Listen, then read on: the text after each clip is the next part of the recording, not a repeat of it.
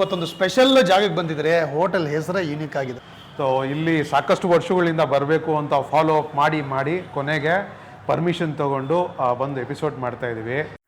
ಈ ಸೀನ್ ನೋಡ್ತಾ ಇದ್ದಾನೆ ನಿಮಗೆ ಗೊತ್ತಾಗಿರಬೇಕು ಯಾವ ಥರ ನಾನ್ ವೆಜಿಟೇರಿಯನ್ ಡಿಶಸ್ ಇಲ್ಲಿ ಮಾಡ್ತಾರೆ ಅಂತ. ವೆಜಿಟೇರಿಯನ್ಸ್ಗೂ ಏನೂ ಕಡಿಮೆ ಇಲ್ಲ, ಒಳ್ಳೆ ವೆಜಿಟೇರಿಯನ್ ಡಿಶಸ್ಸನ್ನು ನಾಟಿ ಸ್ಟೈಲ್ನಲ್ಲಿ ಮಾಡಿಕೊಡ್ತಾರೆ.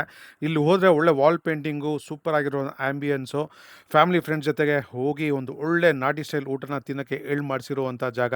ಎಲ್ಲಿದೆ ಗುರು ಈ ಜಾಗ ಅಂತ ಕೇಳಿದ್ರೆ HSR ಲೇಔಟ್ನಲ್ಲಿರುವಂಥ ರಾಷ್ಟ್ರಕೂಟಸ್ ಅಂತ. HSR ಲೇಔಟ್ನಲ್ಲಿ ಸುಮಾರು ವರ್ಷದಿಂದ ಅಥೆಂಟಿಕ್ ನಾಟಿ ಸ್ಟೈಲ್ ಡಿಶಸ್ನ ಸರ್ವ್ ಮಾಡ್ಕೊಂಡು ಬರ್ತಾ ಇದ್ದಾರೆ. ನಮಗೆ ಸುಮಾರು ವರ್ಷದ ಪರಿಚಯ ಇದೆ ಈ ಜಾಗ.